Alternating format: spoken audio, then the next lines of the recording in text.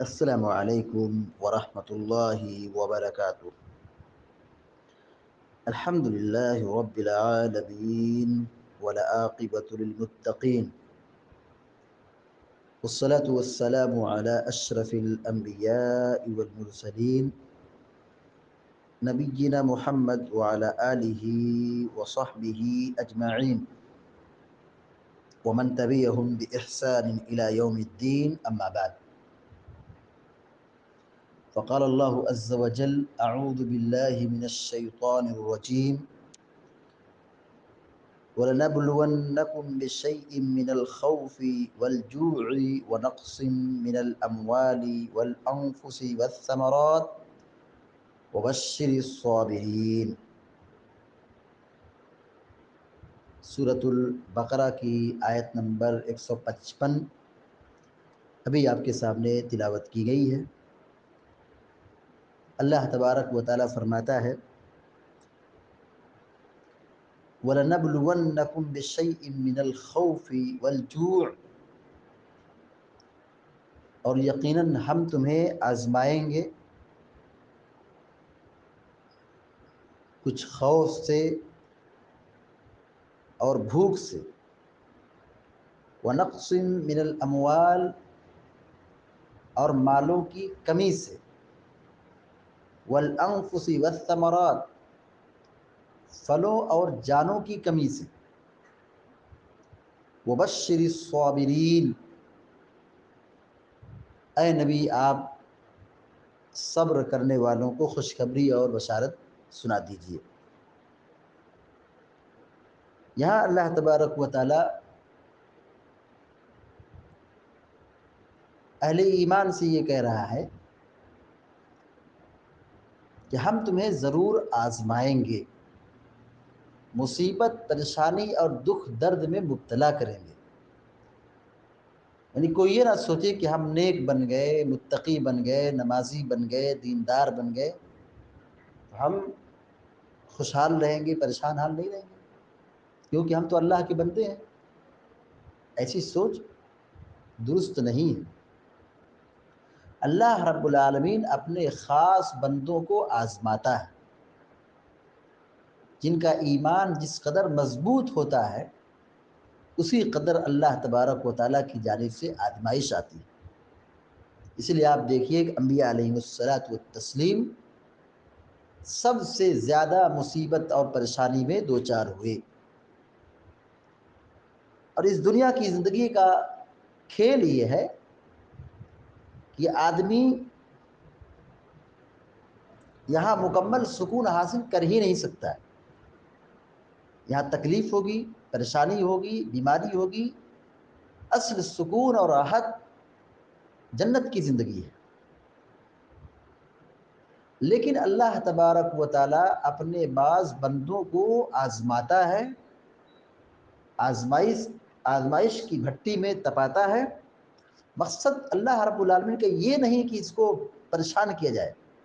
اللہ تبارک و تعالیٰ اس آزمائش کے ذریعے سے بندے کو نکھارتا ہے، اس کے گناہوں کو معاف کرتا ہے، تنبیہ کرتا ہے، گناہوں کا یہ کفارہ بناتا ہے، آخرت میں درجات کو بلند کرتا ہے۔ تو اللہ رب العالمین یہاں فرما رہا ہے کہ وَلَنَبْلُوَنَّكُمْ بِشَيْءٍ مِّنَ الْخَوْفِ، یقیناً ہم تمہیں یعنی مسلمانوں کو ہم تمہیں کچھ خوف کے ذریعے سے آزمائیں گے۔ خوف کا مطلب کیا ہے؟ دشمنوں کا خوف، دشمنوں کا ڈر۔ والجوع، اور بھوک سے آزمائیں گے، غربت، فاقہ، محتاجگی، اس سے اللہ تعالیٰ آزمائے گا۔ وَنَقْصٍ مِّنَ الْأَمْوَالِ، مالوں کی کمی سے آزمائے گا، مال کم ہو جائے گا، بے روزگاری، مال کی کمی،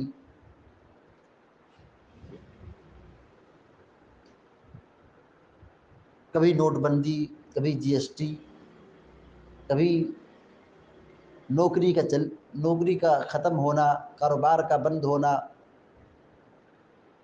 یہ ساری چیزیں اس میں داخل ہیں۔ اللہ تبارک و تعالیٰ آزمائے گا مال کی کمی کے ذریعے سے، مال آدمی کا کم ہو جائے گا۔ آدمی کا جو مال ہے، روزی ہے، وہ کم ہو جائے گی، اللہ تعالیٰ اس سے بھی بندے کو آزماتا ہے۔ والانفس، جانوں کی کمی سے اپنے قریبی لوگوں کو وفات، ہمارے قریبی لوگوں کی وفات ہوگی، موت ہوگی، اس سے بھی آزمائے گا۔ کہ ہمارے بیٹے کی وفات ہوگی، کبھی بیٹی کی وفات ہوگی، بیوی کی وفات ہوگی، اولاد کی وفات ہوگی، ماں باپ کی وفات ہوگی، اللہ تعالیٰ اس کے ذریعے سے بھی، جانوں کی کمی کے ذریعے سے بھی آزماتا ہے۔ والثمرات، پھلوں کی کمی سے آزماتا ہے، جو زمین سے غلہ اناج پھل فروٹ پیدا ہو رہا ہے اس میں بھی کم کر دے گا، اس سے بھی اللہ تعالیٰ آزماتا ہے۔ کبھی پیدا ہوگا، کسی طوفان کا شکار ہو گیا، سیلاب کا شکار ہو گیا، یا آدھا پیدا ہوا، یعنی پیداوار جیسے آنی چاہیے تھی اس طرح نہیں آئی، بلکہ اس میں کم ہو گیا۔ کبھی پیدا ہونے کے بعد تباہ ہوگا، برباد ہوگا، کبھی ایسا بھی ہوگا کہ پھل گر جائیں گے اور اس میں وہ اناج، وہ کوالٹی نہیں ہوگی جو پہلے آتی تھی۔ تو اللہ تعالیٰ یہ آزماتا ہے۔ لیکن جو آزمائش میں کھرا اترے، صبر کرے، اللہ کی قضا و قدر کو تسلیم کرے، اللہ کے فیصلے کو مان لے، بہت بڑی نیکی ہے، بہت بڑی عبادت ہے۔ اللہ تعالیٰ نعمت دے کے بھی آزماتا ہے اور نعمت چھین کے بھی آزماتا ہے۔ مومن کی زندگی عجیب و غریب ہے۔ اجبل لامر المؤمن، پیارے نبی صلی اللہ علیہ وسلم فرماتے ہیں اجبل لامر المؤمن، مومن کا معاملہ بڑا عجیب ہے۔ کیا عجیب ہے؟ اگر اسے نعمت ملتی تو شکر ادا کرتا ہے، اس پر ثواب ہے، اور اگر کوئی پریشانی، مصیبت، دکھ، تکلیف ہے تو اس پر صبر کرتا ہے، اس پر ثواب ہے۔ تو مومن کا معاملہ عجیب ہے۔ اللہ رب العالمین کہہ رہا ہے وبشر الصابرین، اے نبی آپ صبر کرنے والوں کو خوشخبری دے دیجئے، صبر کرنے والوں کو بشارت دے دیجئے۔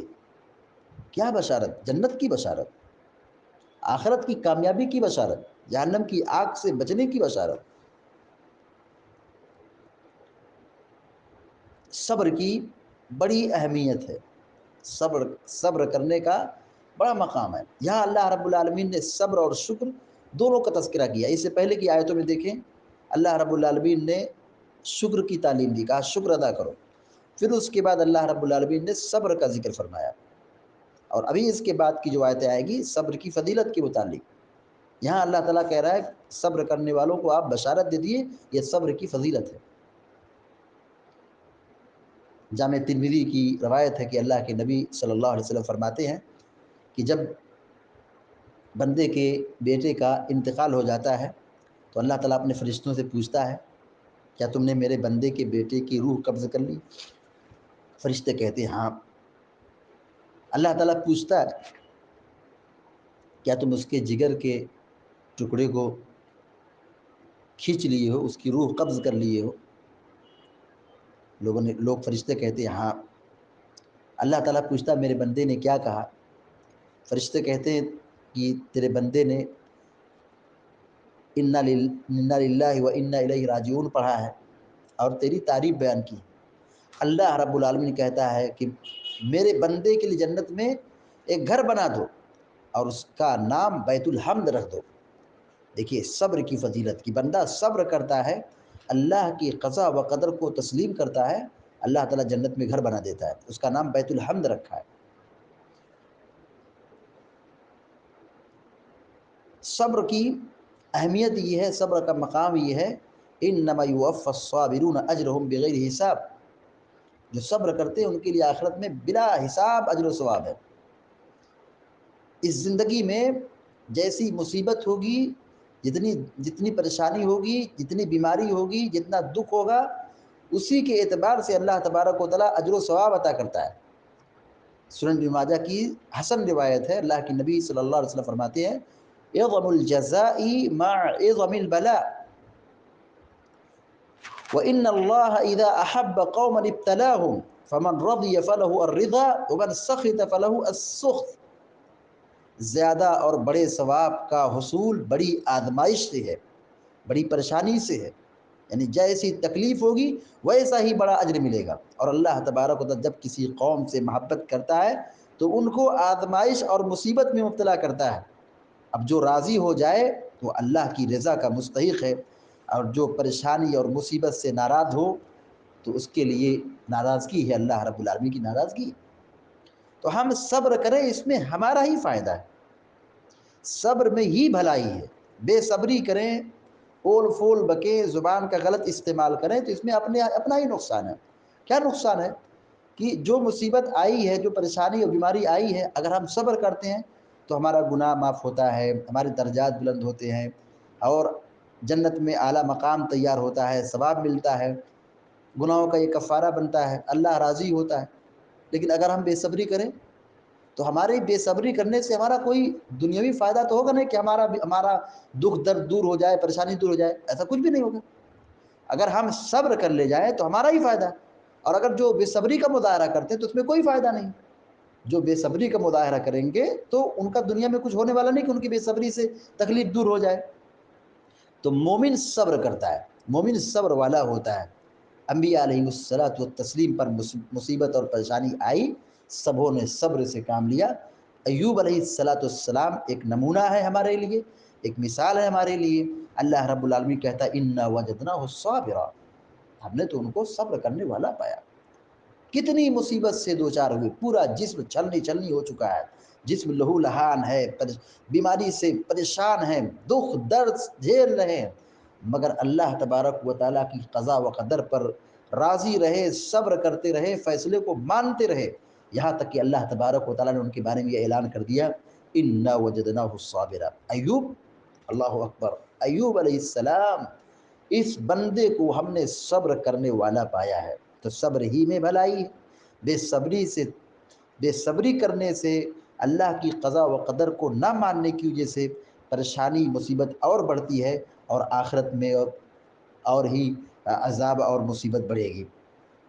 یہ دنیا کی جو آزمائش ہے، دنیا کی جو آزمائش ہے، پریشانی ہے، یہ مومن کے حق میں بہت مفید ہے، مومن کے حق میں بہت مفید ہے۔ علامہ ابن قیم رحمہ اللہ نے اپنی کتاب زاد المعاد کے اندر لکھا ہے لولا محن الدنیا ومصائبها لأصاب العبد من أدواء الكبر والعجب والفرعنة وقسوة القلب ما هو سبب هلاكه عاجلا وآجلا۔ اگر دنیا میں آزمائش اور مصائب مشکلات نہ ہو تو انسان کبر و غرور اور گھمنڈ کا شکار ہو جائے گا، عجب پسندی، فرعونیت اور قساوت قلبی کا خوگر بن جائے گا، جو جلد یا دیر اس کی تباہی و بربادی کا ذریعہ بنے گی۔ تو اگر آدمی کی دنیا کے اندر تکلیف نہ ہو تو آدمی بالکل ہٹ دھرم ہو جائے گا، فرعون بن جائے گا، اس کا دل سخت ہو جائے گا۔ اللہ تعالیٰ بیماری اور مصیبت سے اس کو دوچار کرتا ہے تاکہ اس کے اندر اپنائیت ہو، محبت ہو، نرمی ہو، شفقت پائی جائے، اللہ تعالیٰ کی طرف رجوع کرنے والا بن جائے۔ علامہ ابن قیم رحمہ اللہ کی اس قول سے یہ بات واضح ہوتی ہے کہ بیماریاں، پریشانیاں، یہ مصیبتیں، یہ رحمت ہے۔ علامہ ابن قیم رحمہ اللہ کہتے ہیں وہ بیماری، وہ مصیبت نعمت ہے جو اللہ سے قریب کر دے۔ یعنی آدمی کی اصلاح اور تربیت بہت ساری موقعوں پر بیماری کی وجہ سے ہوتی ہے، مصیبت کی وجہ سے ہوتی ہے۔ آدمی خوشحال ہے، اسے کوئی ٹینشن نہیں، لیکن جیسی بیماری ہوئی پھر اس کو اپنا ماضی یاد آتا ہے، گناہ یاد آتا ہے، اور توبہ کرتا ہے گناہوں سے، اور اللہ تعالیٰ کی طرف قربت اختیار کرتا ہے۔ یہی ابن قیم، علامہ ابن تیمیہ رحمہ اللہ کہتے ہیں کہ وہ مصیبت، وہ بیماری نعمت ہے جو اللہ سے قریب کر دے، اور وہ خوشحالی فتنہ ہے جو اللہ کی بندگی سے دور کر دے۔ اللہ کے نبی صلی اللہ علیہ وسلم نے فرمایا کل قیامت کے دن خوشحال لوگ جب دیکھیں گے کہ مصیبت والوں کو اور صبر کرنے والوں کو جو انعام مل رہا ہے، تمنا کریں کہ ہماری چمڑیوں کو قینچی سے کاٹ دیا جاتا۔ یود اہل العافیہ یوم القیامہ حین یعطى اہل البلاء الثواب لو ان جلودهم كانت قرضت في الدنيا بالمقاريض۔ سنن ترمذی کی حسن روایت ہے۔ پیارے نبی صلی اللہ علیہ وسلم فرماتے ہیں کہ کل قیامت کے دن یہ دنیا میں جو عافیت والے تھے، خوشحال تھے، وہ جب دیکھیں گے کہ پریشان حال لوگوں کو، صبر کرنے والوں کو بڑا ثواب مل رہا ہے، بڑا درجہ مل رہا ہے، بڑی فضیلت مل رہی ہے، تو یہ تمنا کریں گے کاش کہ دنیا میں ہماری چمڑیوں کو کینچی سے کاٹ دیتا، ہماری کھال کو ادھیڑ لے جاتا تو ہمارے لیے بہتر ہوتا۔ تو کل قیامت کے دن صبر کرنے والوں کا بڑا مقام ہے، صبر کرنے والوں کا بڑا درجہ ہے، اسی لیے اللہ تبارک و تعالیٰ نے یہاں پہ کہا وبشر الصابرین، اے نبی آپ صبر کرنے والوں کو خوشخبری اور بشارت سنا دیجئے۔ یعنی بشارت کس بات کی؟ جنت کی، اللہ کی رضا کی، اللہ کی نعمت کی، جہنم کی آگ سے نجات کی۔ اللہ تعالیٰ سے دعا کرتے ہیں کہ اللہ تعالیٰ ہم سب کو آپ سب کو نیک عمل کی توفیق عطا فرمائے، مشکلات اور پریشانی سے ہم سب کو بچائے، اور ہم سب کو مصیبت پر صبر کرنے کی توفیق عطا فرمائے، آمین یا رب العالمین۔ اقول قولی ھذا واستغفر اللہ لی ولکم ولسائر المسلمین فاستغفروه انه الغفور الرحیم، وصلی اللہ علی نبینا محمد وسلم تسلیما کثیرا، والسلام علیکم ورحمۃ اللہ وبرکاتہ۔